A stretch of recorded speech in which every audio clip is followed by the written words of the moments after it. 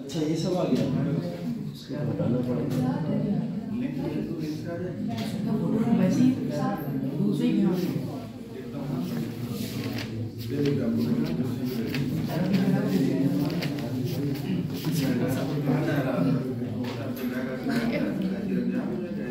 ये तो बढ़िया लग रहा है।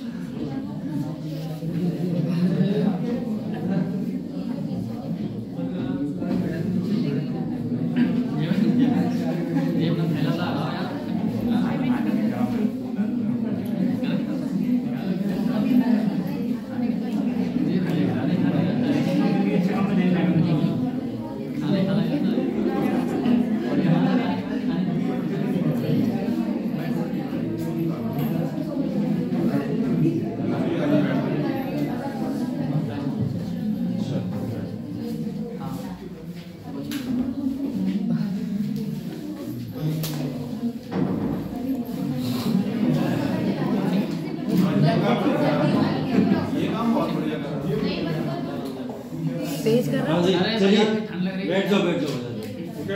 ठंड तो देखी किसे लग रही है? अभी ठंड लग रही है।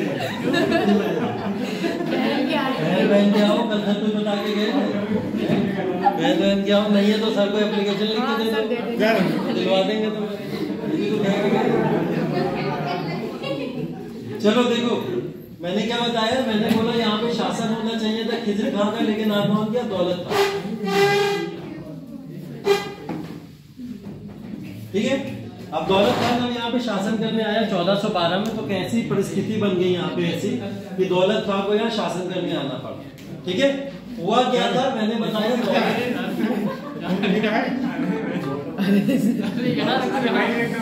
मैंने क्या बताया था, दौलत खान यहाँ पे क्या करने आया था, यहाँ पे शासन की कोशिश कर रहा था, लेकिन इसको आराम शाह से हार गया, जिसकी वजह से शासन इसके हाथ से चला जाता है।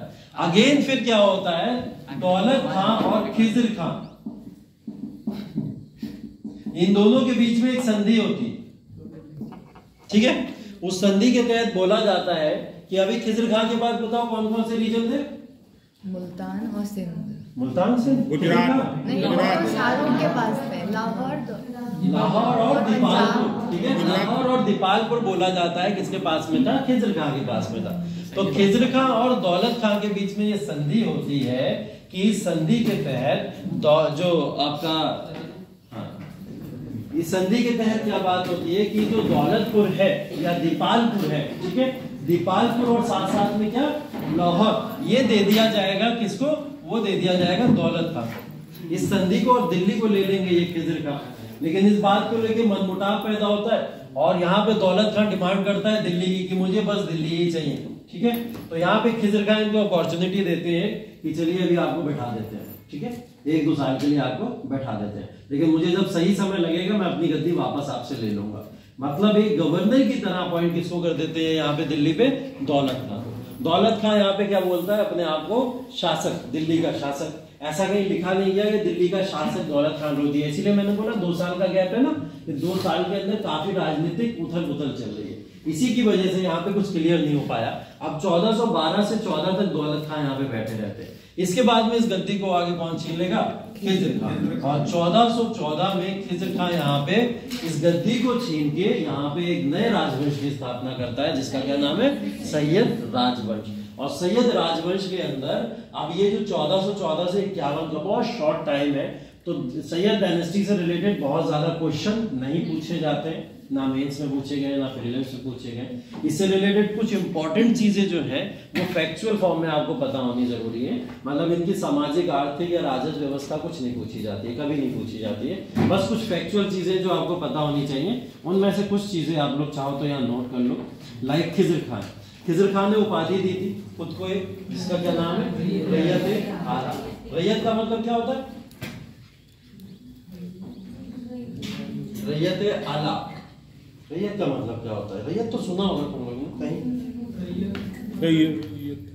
ये रैयत बाड़ी। Very good. क्या है फिर ये रैयतवाड़ी? भूमि से रिलेटेड। सर ये सुना सर ये राजस्व सुनाना राजस्व का होता है। हाँ, राजा की प्रजा को रैयत। रैयतवाड़ी में सुना है प्रशासन में, प्रशासन में होता है। प्रशासन में तो होता है, लेकिन रैयत का मतलब समझाओ मुझे। सबसे बड़ा अच्छा, आप लोग अभी मॉडर्न हिस्ट्री पढ़ोगे, लॉर्ड कॉर्नवालिस पढ़ोगे। लॉर्ड कॉर्नवालिस, हाँ, जमीन विवादी, लॉर्ड कॉर्नवालिस के समय में स्थायी बंदोबस्त भी पढ़ोगे, ठीक है। उसके बाद में आगे चलोगे तो आगे चल के आप लोग पढ़ोगे कि रैयतवाड़ी महालवाड़ी जैसे सिस्टम भी स्थायी बंदोबस्त की तरह शुरू हुए। तो रैयतवाड़ी और महालवाड़ी, उसके अंदर रैयत वर्ड आ रहा है, एक महाल वर्ड आ रहा है। इसका क्या मतलब है? रैयत का मतलब बेसिकली जमीनों से होता है, ठीक है, जमीनों से होता है। मतलब एक लैंड का पार्ट को रैयत बोला जाता था बेसिकली। मतलब अब यहाँ से लेके पीलीभीत का जितना इलाका है, इसको मैं एक रैयत नाम दे सकता हूँ कि ये रैयत है। और इस रैयत को इन्होंने रैयत कहा, क्या माना है यहाँ पे? दिल्ली को रैयत माना हुआ है। तो इन्होंने दिल्ली का शासक अपने आप को नियुक्त कर दिया था। तो क्या बोला अपने आप को? रैयत आला। मतलब दिल्ली में सबसे आला कौन है? आला का मतलब होता है सबसे ऊंचा, ठीक है। तो आला का मतलब रैयत आला, दिल्ली में सबसे आला इन्होंने अपने आप को कहकर संबोधित किया, ठीक है। इसको एक कह सकते हैं कि ये जो था सफल शासक रहा सैयद वंश के दौरान, क्योंकि ये जब तक रहा 14 से 14 21, मतलब 14 से 14 काउंट करना भी गलत होगा।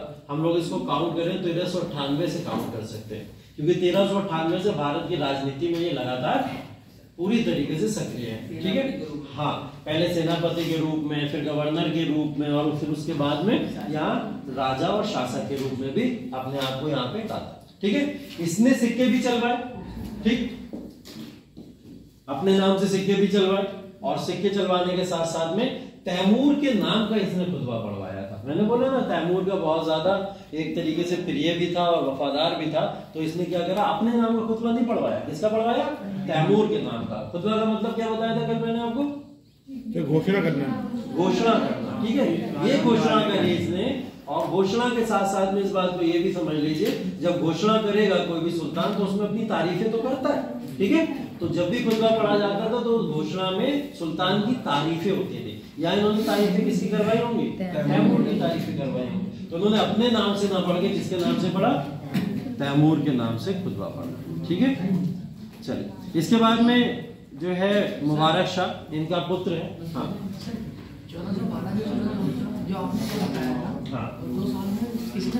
शासन नहीं किया, शासक कोई नहीं कहलाएगा इस दौरान। तो ये गवर्नर, हाँ, इसको बस दिल्ली की गद्दी पे आके बैठ गया था, इसने अपने आप को शासक नियुक्त ही नहीं किया, किसी ने एक्सेप्ट ही नहीं किया। हो गए भी तो इसके साथ से उधर उधर चल गया, क्यों माना? तो किसी ने माना भी नहीं। ना तो वो किसी राजवंश से था, ना तो किसी डायनेस्टी को फॉलो करता था। तो ऐसे ही कोई भी आगे बैठ जाएगा, मान नहीं लेंगे ना। तो इसीलिए इसको माना नहीं गया, इसलिए इंडिपेंडेंट रह गया, ठीक है। ऐसे बहुत सारे शासक हुए इतिहास के अंदर जिनको शासक नहीं माना गया, वो आए गद्दी पे बैठे और चले गए, ठीक है। कई सारे लोगों को अपॉइंट करा गया 1-1, 2-2 दिन के लिए, वो पूरी इतिहास में शासक के नाम से ही जाने गए, ठीक है। तो ऐसे भी इतिहास के अंदर कुछ चीजें मिलती है हमें देखने को, ठीक। चलिए, उसके बाद में मुबारक शाह खिलजी, खिजर खां का उत्तराधिकारी, उसका पुत्र था, ठीक है। इसके शासनकाल का जो है पूरा का पूरा वर्णन, एक बहुत ही इंपॉर्टेंट यहाँ पे आपको राइटर मिलेंगे जिनका नाम है याहिया बिन अहमद सरहिंदी, ठीक है। हाँ, इसको थोड़ी सी तुमने मारा नहीं, याहिया बिन अहमद सरहिंदी द्वारा लिखित तारीख मुबारक शाही, ये क्वेश्चन बहुत बार पूछा गया है, मतलब अनलिमिटेड टाइम पूछा गया है, ठीक है। जैसे क्रोनोलॉजी मैच करने को आती है, उसी तरीके से इसमें भी मैच करने को आता है कि तारीख मुबारक शाही किताब किसके द्वारा लिखी गई है, ठीक है। अब तारीख मुबारक शाही ये किताब जो लिखी गई है, आप लोग इसको कुछ और ना समझ लें, क्योंकि मुबारक शाह नाम के और भी शासक हुए। ये सैयद वंश से रिलेटेड जो है उसकी बात हो रही है। हाँ, सैयद वंश से रिलेटेड उसकी बात हो रही है। और याहिया बिन अहमद सरहिंदी का नाम बहुत ऊंचा था उस समय, बोला जाता था ये one of the best writer थे। जैसा मैंने बोला, कुछ राइटर इतिहास के अंदर होते हैं, उनकी बातों को सुनना जरूर, लेकिन प्रमाण के तौर पे मानना मत, ठीक है। उनमें एक राइटर थे, जैसे मैंने कल एक नाम लिया था, किसका? मलिक मोहम्मद जैसी का। मलिक मोहम्मद जैसी ने क्या करा था? सिर्फ और सिर्फ अपना एंगर निकाला है अपनी किताबों के अंदर, गुस्सा निकाला है। गुस्सा के साथ में उन्होंने फिक्शियस किताबें बहुत लिखी है, मतलब ऐसी किताबें जिसमें स्टोरीज बहुत ज्यादा होती थी, अब वो रियल स्टोरी से इंस्पायर कहते थे वो, लेकिन वो सच में रियल है नहीं है, ऐसी बातों का प्रमाण नहीं मिले। तो अगर आपको कहीं रेफरेंस देना हो तो रेफरेंस देने में उनका उपयोग मत कीजिएगा, ठीक है। अगर करना भी है तो इस तरीके से कर लीजिएगा कि आपकी बात रख जाए और उसके प्रमाणिक स्रोत नहीं है, उसके साथ किसी ना किसी राइटर को यूज जरूर कीजिएगा। ऐसी अमीर खुसरो है, अमीर खुसरो ने काफी ज्यादा तारीफें कर दी सुल्तानों की आगे, इतनी तारीफें कर दी कि शायद वो सच्ची नहीं है, ठीक है। तो उन्होंने काफी तारीफें कर दी, वो भी एकदम रियलिस्टिक नहीं लगता है। तो कुछ राइटर्स ऐसे हुए जो काफी बैलेंस्ड हैं, जैसे बर्नी की बात करते हैं हम लोग। बर्नी को आप हर जगह यूज कर सकते हो, ठीक है। बतूता ने जितनी भी चीजें लिखी हैं उसको आप यूज कर सकते हो। उन्हीं में एक प्रमाणिक राइटर है जिनका नाम है याहिया बिन अहमद सिरहिंदी। इन्होंने यहाँ जितनी भी चीजें लिखी उसको प्रमाणिक तौर पे माना जाता है। अगर मुबारक शाह के बारे में आपको कुछ भी लिखने को आ जाए तो आप इनका नाम लिख के कोट करके उनके बारे में लिख सकते हो। वैसे मेंस में अभी तक सैयद वंश से कोई क्वेश्चन आया नहीं, तो इसलिए ज्यादा चिंता की बात है, ठीक है। इसके समय में खोखर जनजाति, खोखर जनजाति एक जगह और बताया था, जम्मू कश्मीर, जम्मू कश्मीर में। अरे राइट, कौन रूलर था, किसको परेशान किया था खोखर जनजाति? मंगोलिया, मंगोलिया, गौरी को किया था। मोहम्मद गौरी जब वापस आ रहा था ना, उसी समय की बात है, तो खोखर जनजाति के लोगों ने परेशान किया था, ठीक है। तो ये खोखर जनजाति अगेन फिर यहाँ पे एक्टिव है और इसने मुबारक शाह का यहाँ पे जीना आराम किया हुआ था, ठीक है। तो खोखर जनजाति के इसको विद्रोह बार बार दबाने पड़ते थे, जिसकी वजह से ये पूरा का पूरा शासनकाल इसका इसी तरीके से निकल गया, ठीक है। दो नाम याद रखिएगा, याहिया बिन अहमद सिरहिंदी और दूसरा खोखर जनजाति, इसके समय काल की इंपॉर्टेंट घटना है, ठीक है। चलिए उसके बाद में आते हैं मोहम्मद शाह। मोहम्मद शाह एक जगह और है, कहां पे? अभी पीछे कहीं मोहम्मद शाह पढ़ा था जी, कहां पर?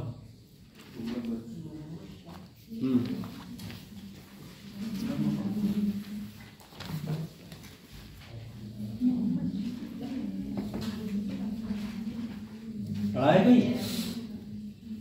तुगलक वंश में हम लोगों ने नासिरुद्दीन मोहम्मद पढ़ा था, ठीक है। उसके बाद नासिरुद्दीन महमूद पढ़ा था, ऐसे पढ़ा था। वहां पे मोहम्मद शाह को नहीं पढ़ा था। मोहम्मद शाह आगे चल के मुगलों में मिलेंगे आपको, ठीक है। मुगलों में मोहम्मद शाह रंगीला के नाम से जो काफी पॉपुलर थे, तो वो आगे चल के आपको मिलेंगे, तो इनको देख लीजिए यहाँ पे, ठीक है। ये मोहम्मद शाह इनका भतीजा था, ठीक है। मुबारक शाह खिलजी का, मुबारक शाह का, खिलजी नहीं है ध्यान रखना, मुबारक शाह का भतीजा था सैयद वंश के जो है। उनका नाम क्या है? मोहम्मद शाह। मोहम्मद शाह को रईसों ने यहाँ पे इस गद्दी पे ऊपर बैठाया हुआ था। अगेन फिर इनसे रिलेटेड कोई क्वेश्चन बहुत ज्यादा नहीं बहुत पूछा जाता है। इनके समय एक इंपॉर्टेंट घटना हुई बहलोल लोदी। बहलोल लोदी वो व्यक्ति है जो आगे चल के आपको देखने को मिलेगा लोदी वंश का संस्थापक। तो यहीं से लोदी की एंट्री होती है। तो बहलोल लोदी यहाँ से एंट्री करते हैं और अपनी वफादारी इतनी यहाँ पे दिखाते हैं कि उन्हें दीपालपुर और लाहौर दे दिया जाता है गवर्नरशिप के तौर पे, ठीक है।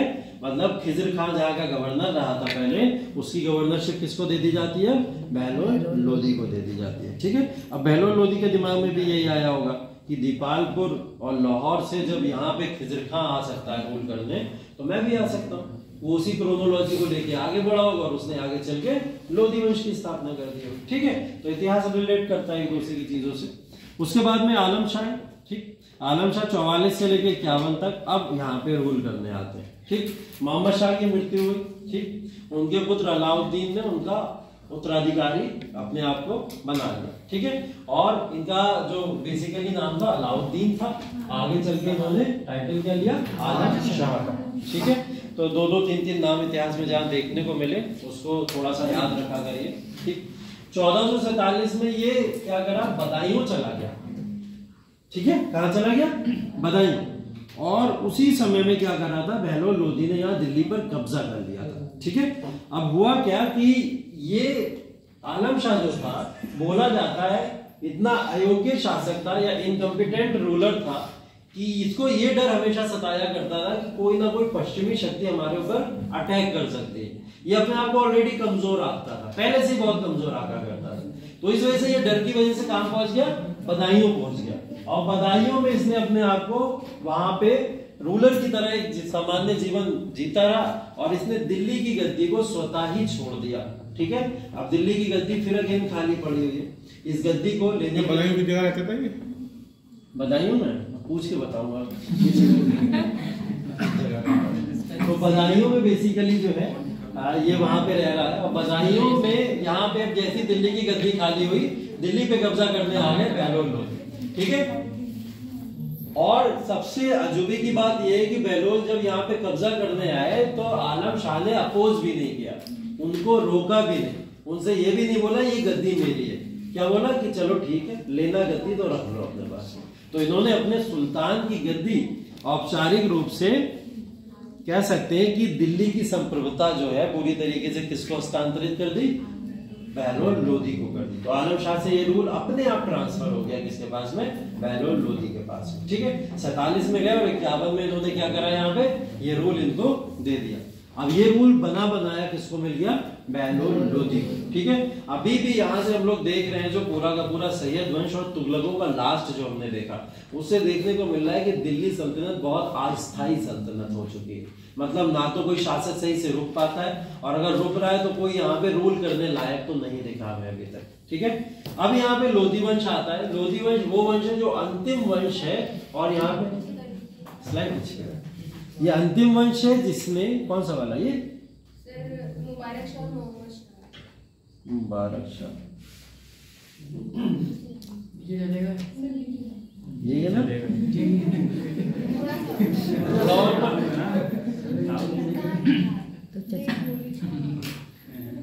क्या पूछ लो। सर मोहम्मद शाह और मुबारक शाह पुत्र, मतलब उनका रिलेशन वैसे था? नहीं, भतीजा है उसका, भतीजा है। भतीजा शाह का पुत्र, ठीक है। आलम शाह पुत्र है मोहम्मद शाह। ये पुत्र थे। ये तुम लोग ब्लड रिलेशन पे क्यों चले जाते हो? ये तुम क्या वायरस छोड़े हो यहाँ पे? तुम क्या वायरस छोड़े हो? सब लोग ब्लड रिलेशन में घूम रहे हैं। पहला क्वेश्चन तुमने पूछा था कौन किसका भतीजा है, कौन किसका भाई। ठीक, इतनी टेंशन मत लिया करो, कौन रूलर किसके बाद आ रहा है इतनी टेंशन हो मत। वहाँ नहीं पूछेगा ये सर उसमें आता है, ब्लड रिलेशन का भी आता है। हाँ पेट में आता होगा, पेट तो दिया नहीं हमने, पेट में आता होगा, यहाँ नहीं आता। ये ठीक है, हो गया बेटा। सर ऐसा क्वेश्चन आ जाए, आलम शाह का बेटा था, वैसा नहीं इसका आया। सामने आलम शाह का भाई अगले साल होगा पेट का एग्जाम। फिर होगा। जिस दिन तुम एग्जामिनर बनोगे कॉपी क्वेश्चन सेट करने के लिए, उस दिन ऐसे क्वेश्चन आ सकते हैं। डालूंगा ये क्वेश्चन। अगला देखिए लोधी राजवंश। क्या लोधी राजवंश मैंने बोला अंतिम वो वंश है जो अब एक स्थायी वंश के तौर पे यहाँ पे आएगा। अब इस जो स्थायी वंश का मतलब क्या होता है, अब इस वंश के अंदर आपको तमाम सामाजिक चीजें भी देखने को मिलेंगी, आर्थिक चीजें भी देखने को मिलेंगी, राजस्व भी इनका देखने को मिलेगा। मतलब हम कह सकते हैं एक संपूर्ण राजवंश है जो थोड़ा बहुत भारत को अब दिल्ली सल्तनत के शासन काल में और आगे बढ़ाता है। इसलिए कल आपने जो क्वेश्चन पूछा था ना, दिल्ली सल्तनत यहाँ पे खत्म हो गई, विकसित हो गई, तो दिल्ली सल्तनत सिर्फ इनकी वजह से अभी बची हुई है, ठीक है। अदरवाइज हम कह सकते हैं हाँ विघटन वहां से शुरू हो गया, ठीक है, कह सकते हैं। लोधी, हाँ एक छोटा सा क्वेश्चन, हाँ बड़ा सा। सी का मतलब क्या?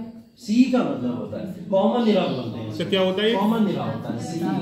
सी का मतलब इसको एडी भी बोला जाता है। एडी का मतलब ईस्वी होता है। क्या मतलब, कैसे ईस्वी क्यों? चलो इसका इतिहास सुनना तुम्हें, सभी को पता नहीं होगा, बहुत सारे लोगों को। एडी होता है एनो डोमिनी बोलते हैं इसको। एनो डोमिनी का मतलब क्या होता है कि after the birth of the Christ, मतलब क्राइस्ट की बर्थ हो गई, उसके बाद से जितना भी काउंट होगा वो सब एडी काउंट। क्राइस्ट बोले तो जीसस जीसस जीसस क्या? जीसस नहीं पता, ईसा मसीह। ईसा मसीह। ईसा पता है। ईसा मसीह की बर्थ के बाद में एडी, एडी ईस्वी को बोला जाता है। अब ये फिर सी क्या, सी कॉमन इरा बोला जाता है। तो हुआ क्या, क्रिश्चियनिटी इतनी प्रभावित थी पूरी दुनिया के ऊपर कि जितनी भी तारीखें लिखी जा रही थी वो सब क्रिश्चियनिटी कैलेंडर के हिसाब से लिखी जा रही थी। हम लोग न्यू ईयर मनाते हैं अकॉर्डिंग टू क्रिश्चियनिटी, हम लोग क्रिसमस मनाते हैं अकॉर्डिंग टू क्रिश्चियनिटी, हम लोग इरा जितने भी इतिहास के अंदर लिखते हैं वो एडी बीसी में लिखते हैं अकॉर्डिंग टू क्रिश्चियनिटी। तो वहां पे कैलेंडर हम लोग इतिहास में सब किसका मान रहा है, क्रिश्चियनिटी का मान रहा है। ये बात कुछ लोगों से बर्दाश्त नहीं हुई, जिसमें यहूदी लोग थे। यहूदी ने बोला क्यों क्रिश्चियनिटी इतना प्रमोट होगा, बोले हम क्या करेंगे, यहाँ पे सी लेके आते हैं। तो ये लाया गया सी कॉमन एरा। कॉमन एरा बोला गया है, वही डेट वही है, समय में कोई परिवर्तन नहीं हुआ। इन्होंने बस जिद में चेंज कर दिया, बोले तुम एनोडोमिनी बोलो, हम क्या बोलेंगे, कॉमन एरा सी बोलेंगे, सिर्फ इतना है। सर जैसे कि कहाँ से शुरू होता है ईसा मसीह का आपके इतिहास में, जो ईसा मसीह की शुरुआत है 1 AD, पहले AD कौन से, मतलब कौन से वंश से माना था? अरे भैया यहाँ महाजनपद काल, वैदिक काल, या ये वंश ये पहला AD, मतलब आप प्राचीन इतिहास के अंदर जाएंगे और प्राचीन इतिहास के अंदर फर्स्ट AD की जो तारीख है, पहली ईस्वी, वहां पे आप इसको पढ़ेंगे। कौन से भारत के अंदर उस समय में कॉन्फ्रेंसेस हो रही है, बुद्धिस्ट काउंसिल के समय की बातें हैं, ये बुद्धिस्ट काउंसिल के उस समय, बुद्धिस्ट काउंसिल वो ईसाई धर्म से लेने देने वाले थे, उसी के भगवान कह लो आप, सबसे बौद्ध धर्म से शुरुआत, उनका कोई लेना देना नहीं है, शुरुआत वहीं से हुई है, ईसा मसीह से शुरू हुई, ठीक है। बाकी सबको समझ आ गया, ठीक है। तो भैया तुम्हारा क्वेश्चन बाद में बोल बताइए, इसके अलावा कुछ हो तो बताओ, कुछ और है वो तो तुम सोच लोगे। बहलोल लोधी 1451 से 1489। सामंतवादी क्या होता है?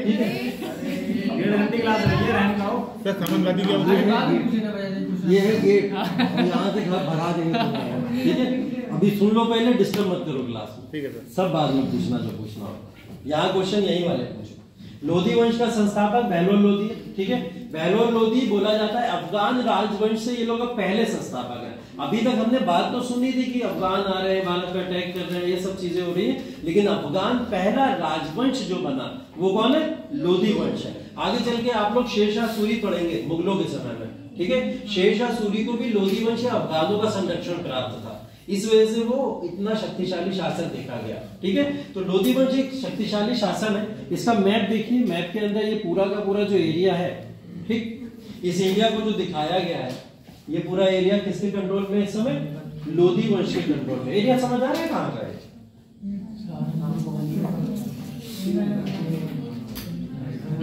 ये जो एरिया समझ आ रहा है ये कहाँ का, ये देखो इंडस है, ये चेनाब है, इधर ब्रह्मपुत्र होगी कहीं पर, या ब्रह्मपुत्र, ठीक है।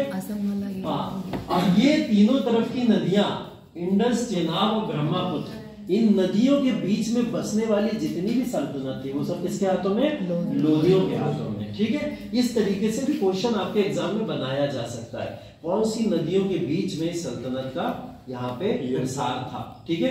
जैसे पूछा जाता है सिंधु घाटी सभ्यता कौन कौन सी नदियों के बीच में घिरी हुई थी, कहाँ कहाँ से आती है। इसी तरीके से अगर कोई वंश से रिलेटेड कुछ नदियां आ रही हैं तो आप लोग उससे रिलेटेड चीजों को याद कर लीजिए, ठीक है। यहाँ नदियां 3 दिख रही है हमको, एक इंडस दिख रही है, इंडस का मतलब सिंधु नदी है, ठीक है, चेनाब दिख रही है और एक ब्रह्मपुत्र। इन नदियों के बीच की जो पूरी की पूरी लाइन है, ये सब कौन सी है, ये लोधी वंश का प्रसार इसी में हुआ। इसके बियॉन्ड कहीं पे भी लोधी वंश नहीं फैल पाया, ना पनप पाया, हम लोग कहते हैं, ठीक है। तो ये एरिया एक संकुचित होकर रह गया था पूरा का पूरा लोधियों के हाथों में, और इसका क्रेडिट जाता किसको है, पुराने सैयद वंश या तुगलक वंश के अंतिम शासकों को। वरना हमने तुगलक वंश में फिरोज शाह तुगलक तक देखा था कि वो पूरा का पूरा ये पूरा रीजन भी कवर कर चुके थे, इसको छोड़ के, इसको छोड़ के बाकी ये सारा का सारा रीजन इनके अंडर में आता था। अब ये बचा कितना, सिर्फ इतने रीजन की बात हो रही है यहाँ पे, ये जो बना हुआ है ये वाला रीजन बना हुआ है, सिर्फ इतने एरिया में लोधी वंश बचा हुआ है, ठीक है। अब इसी वंश में आगे चल के बराबर सब दिखेंगे आपको, ठीक है। अभी इस एरिया में यहाँ पे लोधी वंश, इस मैप को बस दिमाग में बैठा लेना, जगह आप लोग देख लो एक बार कौन कौन सी जगह है। जैसे इंपॉर्टेंट जगह है पानीपत, दिल्ली है, ठीक है, ग्वालियर है, ये मेन 3 एरियाज है जहां पे इनका दिल्ली सल्तनत का पूरा ये राजधानियां टाइप की बची हुई है, मतलब मेन कैपिटल्स यही बचे, बाकी सब जा चुके। किसके पास जा चुके हैं, यहाँ देखो राजपूतों ने इंडिपेंडेंट कर लिया, अपने आप को स्वतंत्र कर लिया। जब शक्तियां कमजोर हुई केंद्र की तो प्रांतों में क्या हुआ, विभाजन होना शुरू हो गया। प्रांतों ने क्या करा, अपने आप को स्वतंत्र करना शुरू कर दिया। जैसे यहाँ पे राजपूतों ने अपने आप को स्वतंत्र कर लिया, नीचे यादवों ने अपने आप को स्वतंत्र कर लिया, उधर होयसल वंश फिर से वापस अपने आप को स्वतंत्र करके चला आता है, ठीक है। और इधर बंगाल और बिहार के शासक अपने आप को अलग स्वतंत्र कर लेते। तो बचे ही क्या आपके हाथ में, ये दिल्ली, उत्तर प्रदेश का कुछ रीजन बचा, हरियाणा वगैरह, वही यहाँ पे दिखाई दे रहा है। तो लोधी वंश के हाथ में सिर्फ और सिर्फ इतना ही शासन था। बहलोल लोधी सबसे शक्तिशाली शासक माना जाता है इस पूरे शासनकाल के अंदर, ठीक है। इसका देख लीजिए, जौनपुर के खिलाफ एक लंबे समय तक लड़ने वाला युद्ध इसी के समय में है, मतलब जौनपुर के खिलाफ। जौनपुर कहां पड़ता है, उत्तर प्रदेश का रीजन जौनपुर। मैंने बताया था जौनपुर की स्थापना किसने करवाई थी? फिरोज शाह तुगलक ने। किसकी याद में? ठीक है, चलो तो जौना खा के याद है। तो ये जौनपुर अभी वहां पे बहुत इंपॉर्टेंट सेंटर बन गया है। किसका इंपॉर्टेंट सेंटर बन गया है? ये सूती वस्त्रों का बहुत इंपॉर्टेंट सेंटर बन गया था फिरोज शाह तुगलक के बाद में। अब सूती वस्त्र का बहुत इंपॉर्टेंट सेंटर बनने के बाद में यहाँ कारोबार बहुत अच्छा होने लगा। जब कारोबार अच्छा होने लगा, अब दिल्ली सल्तनत की जो आर्थिकी थी वो जौनपुर से बहुत स्ट्रॉन्ग हो गई। आगे चल के आप पढ़ेंगे जौनपुर एक पूरा स्वतंत्र राज्य बनेगा। ठीक है, वहां पे शर्की वंश वगैरह सब आएंगे, ऐसे करके ये सब चीजें आप देखोगे। तो ये इतना इंपॉर्टेंट सेंटर कैसे बन गया? क्योंकि यहाँ पे क्या हुआ, कॉटन या फिर सूती वस्त्रों का बहुत ज्यादा उपयोग होने लगा। अब अर्थव्यवस्था को लेके इन्होंने अपने आप को स्वतंत्र कर लिया जौनपुर ने। यहाँ से जौनपुर के कंट्रोल को लेने के लिए यहाँ पे आप देखेंगे बहलोल लोधी ने काफी लंबा युद्ध लड़ा और अंतिम में जाके क्या करा, जौनपुर को अपने कंट्रोल में लिया। ठीक है, काफी समय लग गया इसको लेने में। तो इसकी ये सबसे इंपॉर्टेंट जीत मानी जाती है। जौनपुर बहुत इंपॉर्टेंट सेंटर है, आगे भी आने वाले टाइम में आपको इसकी इंपॉर्टेंस पता चलेगी। ठीक है, इसके बाद जौनपुर के अभियान के बाद में इसके बाद में क्या है, ग्वालियर का अभियान। ठीक है, अभी मैंने मैप में दिखाया था ग्वालियर भी एक जगह है जहां पे अभी लोधी वंश शासन कर रहा है। तो आया कैसे, ग्वालियर इन्होंने एक सफल अभियान के थ्रू जीता था। ठीक है, ग्वालियर इनके पास था नहीं, ग्वालियर के उन्होंने क्या करा, जीता। कहाँ है ग्वालियर? मध्य प्रदेश के अंदर। ठीक है, तो मध्य प्रदेश का ये रीजन इन्होंने यहाँ पे जीता था। ठीक, बहलोल लोधी के बाद में अब सिकंदर लोधी। इसी को मैं बता रहा था, सबसे शक्तिशाली शासक पूरे लोधी वंश के अंदर हम लोग सिकंदर लोधी को ही मानते हैं। ठीक है, बहलोल लोधी सिर्फ एक शुरुआत देके गया था लोधी वंश को, आगे चल के पूरी की पूरी पिच सेट किसने करी, सिकंदर लोधी। ठीक है, अब सिकंदर लोधी जो 1489 से लेकर 1517 तक यहाँ पे शासन करता है। ठीक, अच्छा हुआ 1517 में मर गया। 1518 में क्या हुआ अभी आप लोग सुनोगे तो आपको लगेगा ठीक ही हुआ, मर गया। ठीक, बहलोल की मृत्यु पर उसका पुत्र निजाम खान या सिकंदर शाह लोधी, अब देख लो पुत्र है या भतीजा है, पहले देखो। ठीक है, बाद में मत पूछना। ठीक है, पुत्र है सिकंदर लोधी किसका, बहलोल लोधी का। ठीक, इसने क्या करा, सिकंदर शाह लोधी, पहले नाम क्या है इसका देख लो, निजाम खान। ठीक है, निजाम खान नाम है इसका, और ये सिकंदर शाह लोधी की उपाधि के तहत सिंहासन पर चढ़ा। और सिंहासन पर चढ़ते ही सबसे पहले इसने बिहार और तिरहुत पर विजय प्राप्त की। तिरहुत कहाँ है? वर्तमान में दिल्ली, वर्तमान का दिल्ली नहीं, तिरहुत अगेन फिर बिहार के अंदर ही एक जगह पड़ती है जो कि आज के समय में ईस्टर्न बिहार है। ठीक है, पूर्वी बिहार है, इसमें यहाँ कंप्लीट बिहार है, ये पूर्वी बिहार की जगह है। ठीक, तो यहाँ पे तिरहुत और बिहार पे विजय प्राप्त करी थी इन्होंने अपनी राजधानी को दिल्ली से आगरा स्थानांतरित कर दिया। दिल्ली से आगरा राजधानी करने वाला कौन है, सिकंदर लोधी। आगरा शहर को बसाने वाला कौन है, सिकंदर लोधी। आगरा शहर को बसाने वाला भी यही है। आगरा की स्थापना किसने करी पूछा जाए तो सिकंदर लोधी ने करी। 1504 में इसने सिकंदर लोधी ने आगरा की स्थापना करी थी और 1506 में इसने क्या करा था, राजधानी का ट्रांसफर कर दिया था। ठीक है, इस बात को याद रखिएगा। 1504 में इसने आगरा की स्थापना करी और 1506 में इसने यहाँ पे राजधानी परिवर्तित कर दी। ठीक है,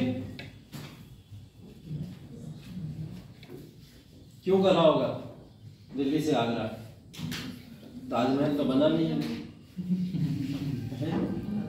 फिर क्या देखने गए वहां? तो नदी का वो था, नदियां थी वहां पर। हाँ, वेरी गुड। राजपूतों पे नियंत्रण नहीं कर पा रहे थे किसी भी जगह से। अब आगरा एक ऐसी जगह है कि आगरा से सीधा सेंटर कहाँ घुस रहा है, सीधा राजस्थान के अंदर। ठीक है, आगरा से अगर आप एंटर करोगे तो सीधा राजस्थान के अंदर ही जाओगे। ठीक, तो आगरा से एक एंटर करके कहाँ जाना चाहते थे कंट्रोल, राजपूती इलाकों पे करना चाहते, क्योंकि ये इतिहास देखे हुए इनको पता है कि अलाउद्दीन ने यही किया था। और जब तक आप राजपूतों को अपने कंट्रोल में नहीं लोगे, पूरे भारत में रूल करना पॉसिबल नहीं है। ठीक है, और इसी के अलावा इन्होंने फिरोज शाह तुगलक, मोहम्मद बिन तुगलक को भी देखा। उन्होंने जोर जबरदस्ती से राजपूतों पे शासन किया। ठीक है, तब भी वो सफल हुए, क्योंकि राजपूतों पे कंट्रोल का मतलब है भारत के ऊपर अच्छा कंट्रोल मिल जाता है। ठीक है, तो ये चीज यहाँ पे इन्होंने इसलिए की और सिकंदर लोधी अपनी राजधानी लेके आगरा पहुंच जाते हैं। ठीक है, अब इसको एक कट्टर मुस्लिम के फॉर्म में जाना जाता है। कट्टर मुस्लिम के फॉर्म में इसलिए जाना जाता है, एक तो इसने मंदिरों को तोड़ा था। ठीक है। उन मंदिरों में 2 मंदिर यहाँ पॉपुलर हैं जिनका नाम लिखा है, एक ज्वालामुखी मंदिर और एक मथुरा के मंदिरों को, मथुरा के कई सारे मंदिरों को तोड़ा था, इसलिए यहाँ पे मथुरा के मंदिरों के फॉर्म में लिखा हुआ है, ठीक है। और इन सारे मंदिरों को तोड़ के इसने क्या करा था, इस सोने को इसने व्यापारियों को दे दिया। यहाँ का जितना सोना मिला है इसे इसने क्या करा, व्यापारियों को दे दिया। और व्यापारियों से बोला कि अब इस सोने से तुम लोग क्या करोगे, तोल के सामान लोगों को दिया करो, ठीक है, तोल के सामान लोगों को दिया करो। हाँ, मूर्तियों को तोड़ा, मंदिरों की मूर्तियों को, और उससे क्या मिला, सोना। और उस सोने को क्या बना दिया इसने, वॉट होते हैं जो, ठीक है, जिससे वजन किया जाता है। और बोले अब इससे तुम व्यापार करोगे, अगर किसी को वजन करके कोई चीज देनी है तो इनसे करोगे। ऐसा क्यों किया इसने, इसका लॉजिक, हाँ बेसिकली कह सकते हो कसाईयों के लिए दिया था। ऐसा क्यों किया, मांस तोलने के लिए। और भी व्यापारी थे उनको भी दिया था, लेकिन बेसिकली जो इन्होंने बोला मेजर कसाईयों को ही दिया था मांस तोलने के लिए। एक तो ये दिख रहा है कि ये क्या कर रहा है, अपनी एक गुस्सा निकाल रहा है, एंगर निकाल रहा है ये काम करके। दूसरी चीज इसका जो कहना था इस बात के ऊपर, इसका कहना था कि मैं मंदिरों को तोड़ के उनके सोने से अगर किसी भी तरीके का व्यापार करवाऊंगा तो वो लोग क्या करेंगे, वफादारी से करेंगे और ईमानदारी से करेंगे, क्योंकि वो मूर्ति का अंश है और उस मूर्ति के अंश से कोई गलत तोल के नहीं देगा। तो तोलने की वजह से इसने क्या करा, मूर्तियों को तोड़ा। इतना इलॉजिकल रीजन था कि इसके ऊपर यकीन करना ही फिजूल बात है, लेकिन रीजन तो देना ही पड़ेगा। जब आपने ऐसी कुछ घटना की है तो उसके पीछे रीजन देना पड़ेगा, ठीक है। ये हुआ। इवन ये सिर्फ और सिर्फ आप कह सकते हो कि हिंदुओं के प्रति नहीं, मुस्लिमों के प्रति भी ही उतना बेकार आदमी था। अगर मैं आपको एक रीजन और बताऊं, इसने क्या करा था, यहाँ पे महिलाओं को बहुत ज्यादा बाउंड करा, हर तरीके की बाउंडेशन लगाई थी महिलाओं के लिए। जैसे मैंने पीछे बताया था आपको, किसी व्यक्ति ने, बताओ क्वेश्चन है तुम लोग के लिए, एक व्यक्ति ने महिलाओं के मजार पे जाने पे या दरगाह पे जाने में बैन कर दिया था। कौन था, फिरोज शाह लगता, ठीक है।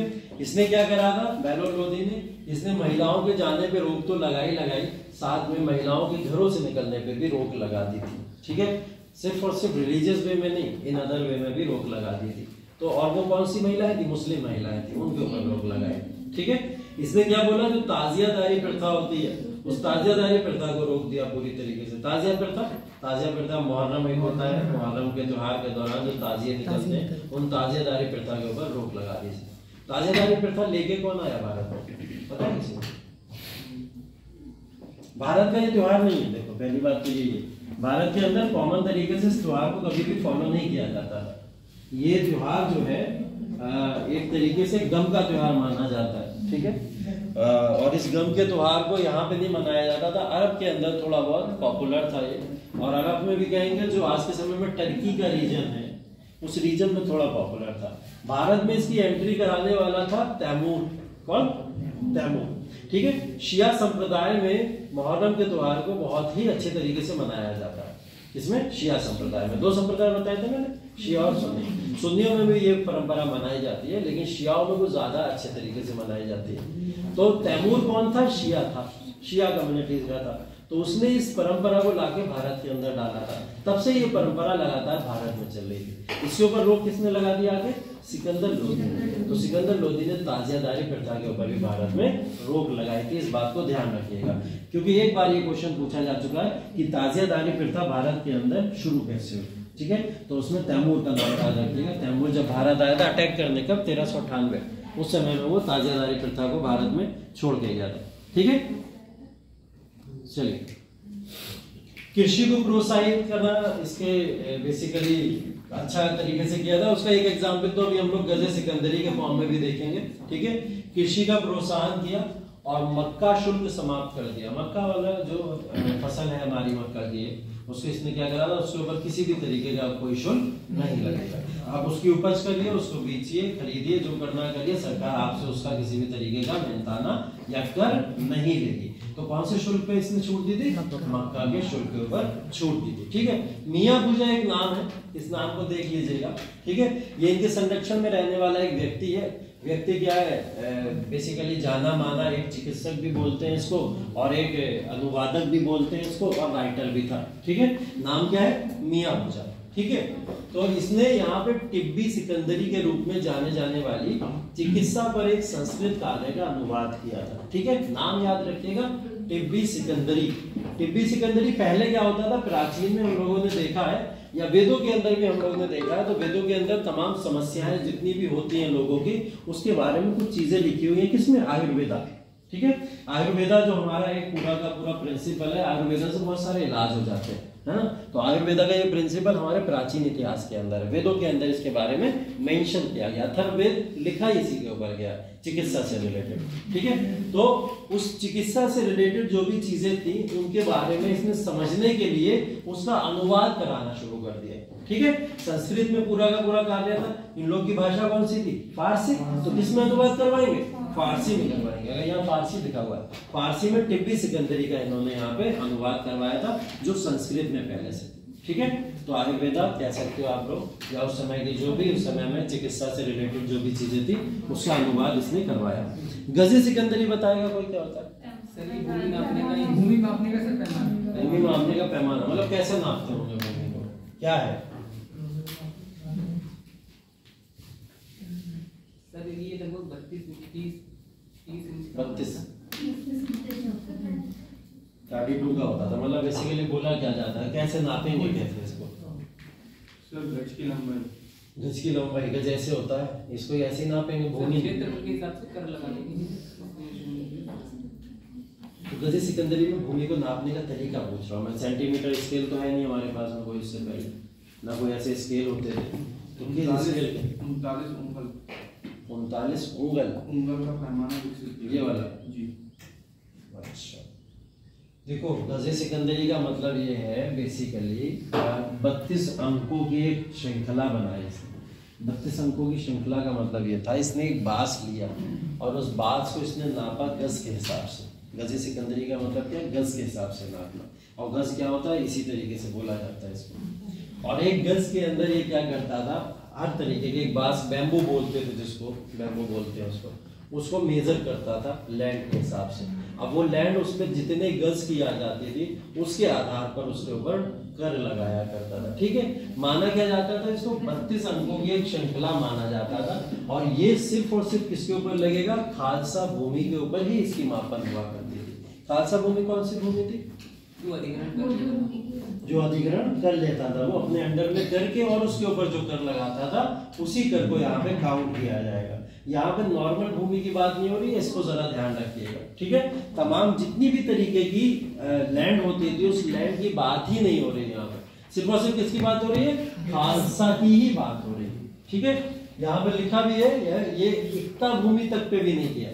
ठीक है, इक्ता भूमि भी इसके अंदर नहीं आती थी, क्योंकि अभी भी छोटी छोटी इक्ताएं कहीं ना कहीं बची हुई थी, जो इक्ताएं जो सुल्तान थे वो लोगों को दे दिया करते थे। ठीक है, तो ये इक्ता के ऊपर भी ऐसी चीजें नहीं हुआ करती। ठीक है, चलो अब क्या करें, इतनी बार भूमि आता है तो कब तक रोके बताओ? ग्राइंड कर दो। तुम ही तो बताओगे। हाँ बस गुड। चलो, इसके बाद में गुलरुखी के नाम से ये राइटिंग किया करता था। ठीक है, राइटर भी था बहुत अच्छा, इसको पोएट भी माना जाता है, और इसकी बहुत सारी कृतियां लिखी हुई भी हैं, जिसमें ये अपना उपनाम ये क्या यूज करता था? गुलरुखी यूज करता था। तो ये क्वेश्चन भी पूछा गया कई बार कि गुलरुखी के उपनाम से कौन रचनाएं किया करता था। ठीक है, तो इस रचना में किसका नाम आता है? सिकंदर लोधी का नाम आता है। ठीक है, सिकंदर लोधी के बाद में सिकंदर लोधी के 10 पुत्र थे टोटल। ठीक है, उन 10 में से एक पुत्र कौन था? इब्राहिम लोधी। ठीक है, चलो, सिकंदर लोधी की मृत्यु के बाद सबसे बड़े बेटे इब्राहिम को 1517 में यहाँ पे अफगान के जितने भी अमीर थे, नोबल्स थे उस समय, उनकी सहमति के साथ में गद्दी के ऊपर बैठाया जाता है। और ये इब्राहिम लोधी जैसे ही गद्दी के ऊपर आके बैठते हैं, इनको यहाँ पे झेलना पड़ते हैं अब तमाम तरीके की समस्याएं, यहीं से शुरू हो जाती हैं। ठीक है, इसको बोला गया है कि इब्राहिम लोधी एक कुशल शासक नहीं था, इस वजह से इसने तमाम समस्याओं को यहाँ पे झेला है। ठीक है, जो सिकंदर लोधी यहाँ पे पूरा बैकग्राउंड बना के गया था, इसने पूरे बैकग्राउंड को ध्वस्त करने का काम किया। और वैसे इसकी किस्मत भी बहुत खराब थी। ठीक है, इसकी किस्मत ये खराब थी कि सोचता था यॉर्कर आएगी, पड़ जाती थी बाउंसर। ठीक है, तो पता ही नहीं चलता था कब क्या हो रहा है। ठीक, तो इसकी रणनीति ही खराब थी कह सकते हैं आप, और किस्मत भी खराब थी। ठीक, हुआ क्या देखिए इसके समय में कुछ चीजें हैं, देख लीजिए पहले।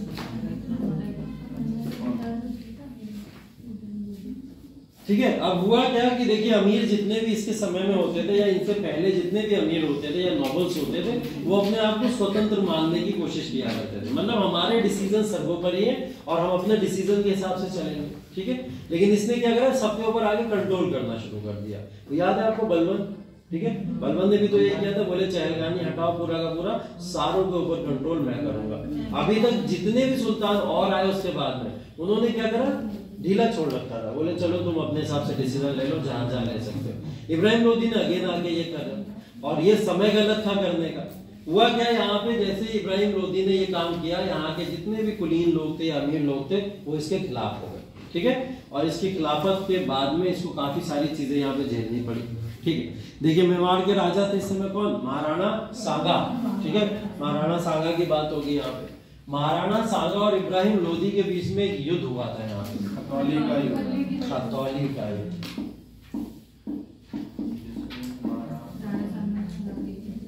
ठीक है, खतौली का युद्ध हुआ यहाँ पे। और इस खतौली के युद्ध में कब हुआ है, कब हुआ है? 17 और 18। 17 और 18, 17 या 18? 17 भी बोलते हैं और 18 भी बोलते हैं। 17 भी बोलते हैं, 18 भी बोलते हैं। या ये कहते हैं 15 से 18 तक। 15 हो सकता है, मतलब युद्ध है ना, चल सकता है ना आगे, ऐसे थोड़ी है, लड़ाई थोड़ी है कोई। दिसंबर में चालू कर, 2 जनवरी में खत्म। बस 17 से 18। ठीक है, तो 15 से 17 से 18 खतौली के युद्ध की बात हो रही है। यहाँ पे किस किस के बीच में हुआ है?